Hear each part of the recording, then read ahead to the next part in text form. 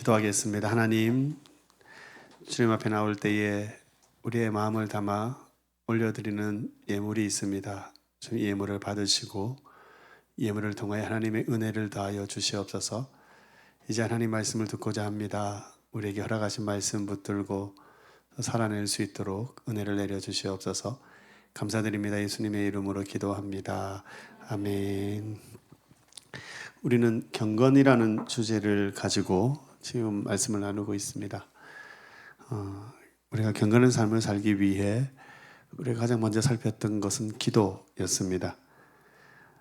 기도는 하늘 문을 여는 통로이다라는 말씀을 나누었습니다. 제가 좋아하는 표현 중에 기도를 통해 하늘의 복을 다운로드 받는다. 이 표현을 참 좋아합니다. 그런 것이 바로 기도라는 것이었죠. 오늘 그 경건 생활의 또 다른 중요한 한 부분입니다. 말씀을 통한 경건입니다. 제가 이렇게 제목을 붙여봤습니다. 복으로 인도하시는 통로가 말씀이다. 말씀은 우리에게 복을 주시는 하나님의 방법입니다. 또한 우리로 복이 있는 자리로 인도하시기 위한 통로로 삼으셨습니다. 다르게 말씀을 드려보면 말씀을 알고 말씀을 누리며 살아갈 때 우리는 복이 누려진다라는 겁니다. 왜냐하면 말씀이 복으로 인도하는 복 통로이기 때문입니다. 복을 알게 하는, 또 복을 누리게 하는 통로이기 때문에 그렇습니다. 그래서 저는 여러분의 목사로서 말씀을 가르치는 일에 최선을 다해야 하고 또 그렇게 하려고 노력을 합니다. 제가 정말로 오전에도 그런 말씀을 드렸지만 저는 여러분들이 복 받기를 원합니다. 하늘의 복을 받기를 원합니다. 그래서 저는 여러분들에게 더 잘 말씀을 가르쳐야 되겠죠. 근데 제가 우리 교회를 목회를 하면서 이 부분이 참 어려운 겁니다. 말씀을 가르치는 일이 어렵다라는 겁니다. 시간이 없는 겁니다. 그래서 제가 선택한 거는 설교였습니다. 오전에도 그런 말씀을 드렸지만 설교 시간은 하나님의 말씀을 듣는 시간이기도 하지만 그 말씀을 들으면서 우리는 하나님의 말씀을 배우기도 하는 겁니다. 그래서 설교를 통해서 말씀을 가르치고 여러분들은 말씀을 배우시는 겁니다. 제가 부탁을 드립니다. 저는 제가 이 설교를 위해서 잘 준비하겠습니다. 최선을 다해서 준비하겠습니다. 여러분도 한 주간 기도하시고 기대를 가지시고 예배의 자리로 나오셨으면 좋겠습니다. 그 기도 중에는 앞에 있는 목사가 또는 설교자들이 그 설교를 잘 준비할 수 있도록 기도를 해주시고 또한 동시에 여러분들이 그 설교를 통해서 주시고자 하는 메시지를 잘 들을 수 있도록 또 그 말씀을 잘 배울 수 있도록 여러분을 위해서도 기도하셔야 할 것 같습니다. 그렇게 설교를 통해서 진리의 말씀을 들음으로 우리는 하나님을 만나기 때문에 그렇습니다. 그 말씀 가운데 주시는 하나님의 인격과 사랑과 같은 거룩한 성품을 배우는 겁니다. 그러면서 우리가 쫓아 살아가도록 결단하는 것이죠. 그렇게 말씀을 통해서 우리는 그분을 닮아가는 겁니다. 그렇게 거룩한 자녀로서의 삶을 살아가는 겁니다. 말씀을 통해서 그리 되는다라는 겁니다. 말씀이 이처럼 중요하다라는 겁니다. 우리의 신앙에 있어서 이처럼 중요한 것이 하나님의 말씀이라는 겁니다. 그런데 우리가 이 하나님의 말씀을 얼마나 잘 알고 있느냐 하는 질문 앞에 우리가 한번 서봤으면 좋겠습니다. 좀 다르게 말씀을 드리면 이 하나님의 말씀을 저와 여러분들이 얼마나 사모하고 그렇게 읽고 연구하고 내 것으로 삼고 있느냐라는 질문입니다. 지금 우리는 여러 가지 이유로 우리의 믿음이 흔들리는 그런 시대를 살아가고 있습니다. 온갖 이단들이 교회에 침투해 들어옵니다. 수많은 성도들이 그렇게 유혹되고 미혹되어 넘어지고 있는 그런 현실 가운데 저와 여러분들이 살아가고 있다라는 겁니다. 거기에다가 교회의 민낯들이 드러나고 있습니다. 그로 인해 교회의 치부, 독단적이고 독선적인, 그래서 사람들은 너무나도 무례한 종교로 우리 기독교를 생각한 지 오래되었습니다. 안타깝지요? 아니지 않습니까? 하나님의 교회는 그런 교회가 아닌데 그렇게 사람들이 인식하고 있는 겁니다. 교회가 왜 이렇게 되었을까? 우리 한국 교회가 특히 왜 이렇게 되었을까? 여러 이유들이 있지만 저는 그 가장 1차적인 이유가 말씀을 잃어버렸기 때문이다 라고 저는 분명히 생각을 합니다. 특히 우리나라 기독교 역사는 말씀으로부터 시작이 되었습니다. 이미 여러분 들어서 잘 알고 계시겠지만은 우리 한국 기독교의 선교 초기의 이야기는 아주 독특했습니다. 그 독특한 이야기들 중에 하나가 뭐냐 하면은 선교사님들이 우리나라에 들어오기 전에 이미 한글로 성경이 번역이 되어져 있었다라는 겁니다. 선교 역사 가운데 그런 나라는 흔치 않습니다. 제가 흔치 않다라고 말하지만 없습니다. 왜냐하면 제가 선교학을 전공을 했거든요. 그래서 제가 압니다. 근데 혹시 있을까 싶어서 흔치 않다라고 표현을 하는 겁니다. 그렇습니다. 선교사님들이 보통 선교지에 들어가서 오랜 시간을 투자해서 그 나라의 언어로 성경을 번역하는 겁니다. 근데 선교사님들이 들어오기 전에 우리나라는, 우리 조선은 우리말로 되어져 있는 성경을 가지고 있었고 이분들이 그 번역된 성경을 가지고 우리 이 조선 땅에 들어오셨다라는 겁니다. 우리 기독교 초기에 가장 많이 언급되는 기독교 역사 현장은 어떤 현장이었겠습니까? 기적과 이적과 역사가 일어나는 현장의 기록보다는 말씀을 사모하고 말씀을 위해서 함께 모였던 이야기들로 우리 한국 기독교 역사의 이야기들이 가득가득합니다. 그렇습니다. 사경회라고 들어보셨습니까?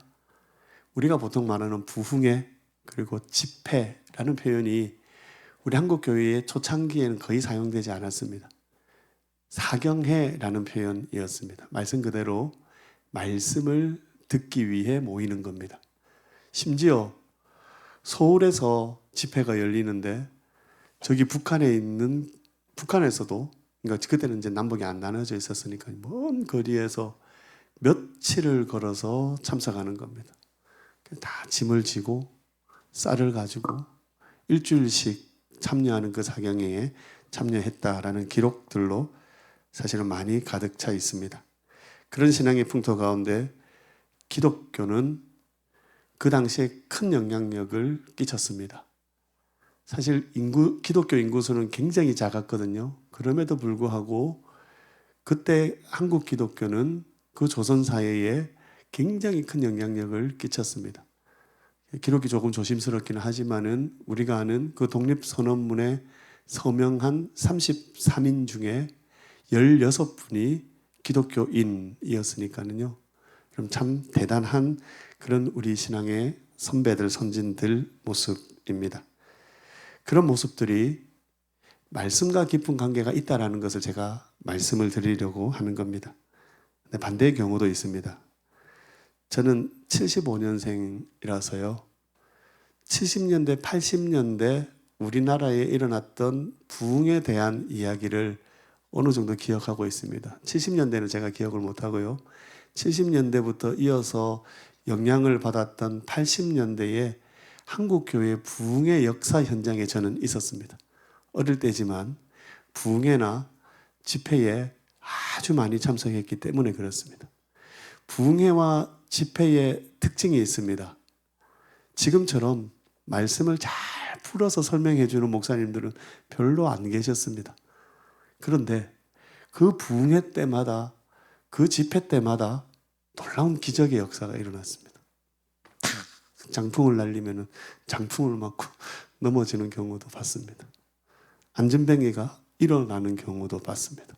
눈먼 자가 눈이 뜨여지는 경우도 저는 제 눈으로 봤습니다. 우리 교회에서 집회를 할 때 그런 일들이 일어났습니다.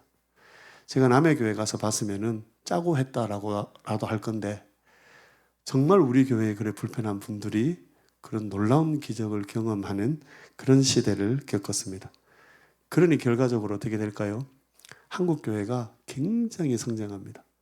1950년대에 한 3,000개 정도 되는 교회가 80년대 와서는 3만 개가 넘어섰습니다. 80년대 넘어서서 90년대는 더 성장했습니다. 3만 6천 개 가량의 교회가 세워지게 됩니다. 그때 정확한 데이터인지는 모르겠지만 35% 40% 우리 한국 기독교 인구의 35% 40%가 기독교 인구다라고 기록이 남을 정도였습니다. 우리가 잘 아는 여의도 순복음 교회 있지 않습니까? 여의도 순복음 교회가 30만 명이랍니다. 성도가. 지금은 아니겠죠. 감사합니다. 놀라주셔서 감사합니다. 우리에게는 워낙 안 놀라가지고 제가 분명히 이 얘기도 안 놀랄 거다 생각을 했는데 30만 명이라는 겁니다. 여러분 출애굽한 장정이 60만 명이지 않습니까? 엄청난 겁니다. 정말 엄청난 겁니다. 여의도 순복음교회는 세계에서 제일 큰 교회라고 하지요. 그런데 여의도 순복음교회만 그런 것이 아니라 감리교든 장로교든 한국에 제일 큰 세계 제일 큰 교회들이 있었다라고 할 정도입니다. 놀라운 한국의 수적인 부흥이 이루어졌습니다. 그런데요.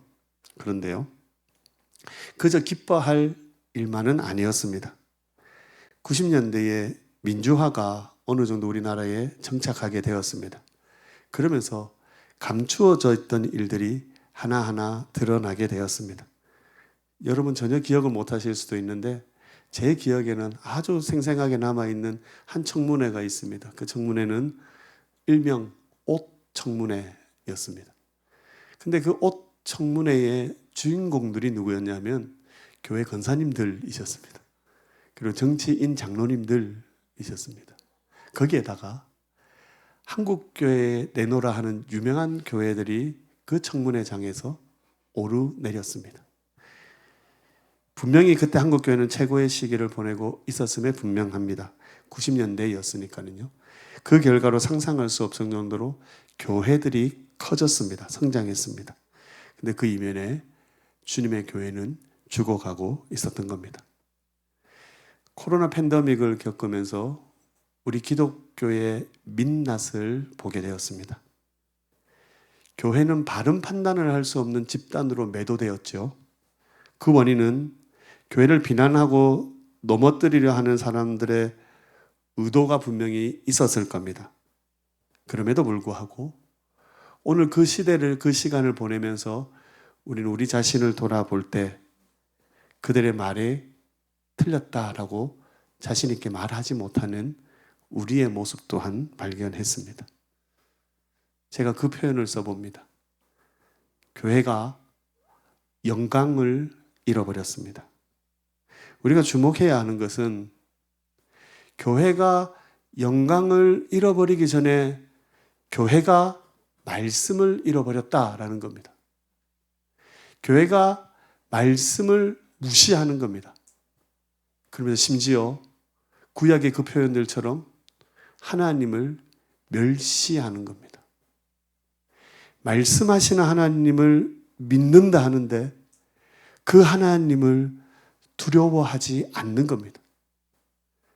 그 하나님이 심판하시는 하나님으로 분명히 우리들에게 말씀하고 계심에도 불구하고 우리는 그 하나님의 말을 무시하는 겁니다.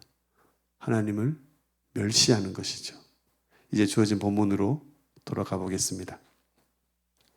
오늘 이 시편은 복 있는 사람에 대해서 말씀하고 있습니다.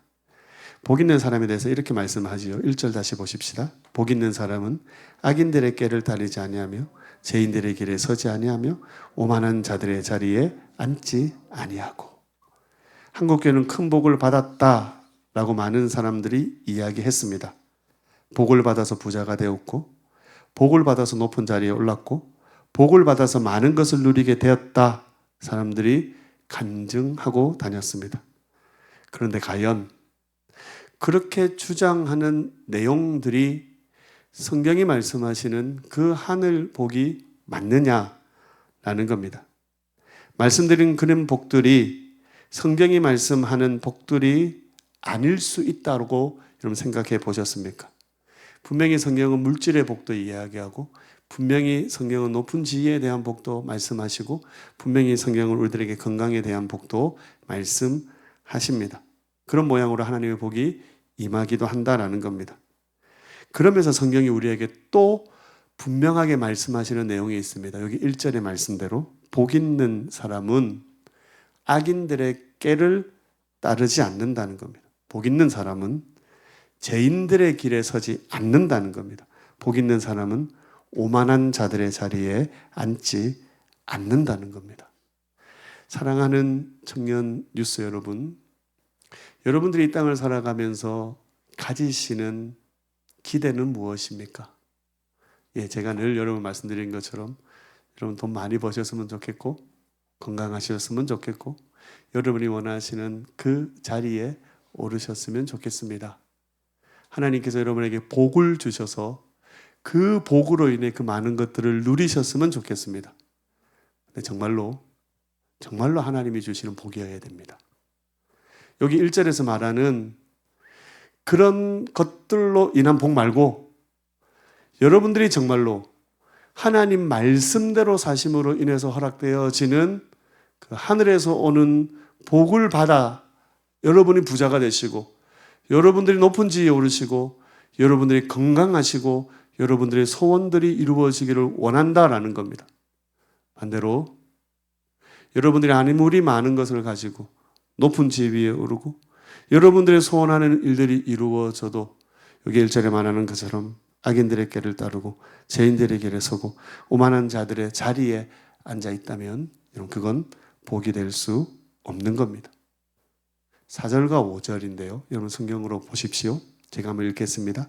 악인들은 그렇지 아니하며 오직 바람에 나는 겨와 같도다. 그러므로 악인들은 심판을 견디지 못하며 죄인들이 의인들의 모임에 들지 못하리로다. 사랑하는 청년 뉴스 여러분, 속지 마십시오. 속지 마십시오.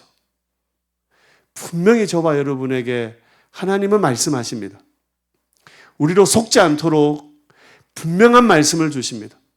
내 눈에 보여지는 기준 말고 말씀이 우리에게 허락하여 주시는 그 복을 여러분들이 받으셔야지 우리가 기대하고 우리가 생각하고 세상에 말하는 그 복을 받아 누리면서 복 있는 사람의 길이 아니라 이런 악한 자, 이런 오만한 자, 이런 죄인들의 모습으로 살아간다면 여기 4절과 5절에 말씀하시는 두려운 일들이 우리들에게 임할 수 있다는 겁니다.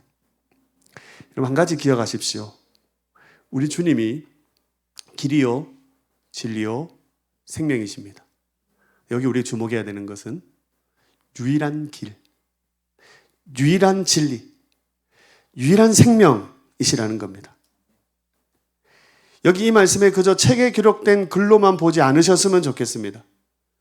이 말씀은 지금도 살아 역사하시는 하나님의 말씀이기 때문입니다. 다르게 이야기하면 지금도 그 전능의 능력으로 천지를 창조하신 그 말씀하시는 능력으로 우리들에게 말씀하시는 글이라는 겁니다.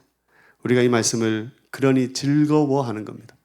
그래서 여러분 이 말씀을 묵상하셨으면 좋겠습니다. 저는 이번 주에 이 자리로 여러분들을 초대하려고 합니다. 여러분 지난주에 제가 기도에 대한 설교를 하고 아마 여러분들이 나름대로 기도에 대한 결단들을 하셨을 겁니다. 어떻습니까? 그 결단들대로 한 주간 잘 보내셨습니까? 그럼 다시 그 기도의 결단들을 메모들을 확인하십시오. 그리고 다시 도전해 보십시오. 다시 도전해 보십시오. 우리가 작심삼일이지 않습니까? 그러면 3일마다 계획 세우면 됩니다. 그래서 다시 도전하는 겁니다. 여러분이 작정하셨던 그 기도를 다시 작정하십시오. 그럼 오늘은 거기 플러스해서 우리가 말씀에 대한 도전들을 가지고 한 주간 살았으면 좋겠습니다. 제가 여러분들에게 이렇게 부탁드리는 이유가 있습니다. 3절 보십시오. 그 말씀에 순종하는 이에게, 그 말씀대로 사는 우리들에게 주시는 놀라운 은혜입니다. 그는 시냇가에 심은 나무가 철을 따라 열매를 맺으며 그 잎사귀가 마르지 아니함 같으니 그가 하는 모든 일이 다 형통하리로다. 아멘. 말씀으로 사는 저와 여러분에게 주시는 복입니다. 저는 사실 이런 말씀을 전할 때 너무너무 행복합니다. 저에게 주신 말씀으로 여러분에게 설교해야 되는 설교자지 않습니까? 그러니 심판의 말씀을 전할 때 참 힘이 들고 어렵습니다. 두려운 말씀들을 여러분에게 선포할 때는 더더욱이 어렵습니다. 근데 성경은 우리들에게 그런 심판의 말씀뿐만이 아니라 그 심판 너머에 우리를 위해 준비해 두신 이 복의 말씀들이 있습니다. 오늘 저는 행복한 마음으로 오늘 설교를 마무리합니다. 여러분 말씀으로 살 때 여기 말씀 그대로입니다. 여러분 시냇가에 심은 나무가 되시는 겁니다. 열매를 맺는 겁니다. 그 잎사귀가 마르지 않는 놀라운 은혜를 경험하는 겁니다. 어떻게 해요? 우리가 말씀으로 살 때 그 은혜가 있는 겁니다. 우리 함께 찬양하실까요? 우리가 잘 아는 찬양인데요, 2절로 우리가 먼저 찬양을 했으면 좋겠습니다.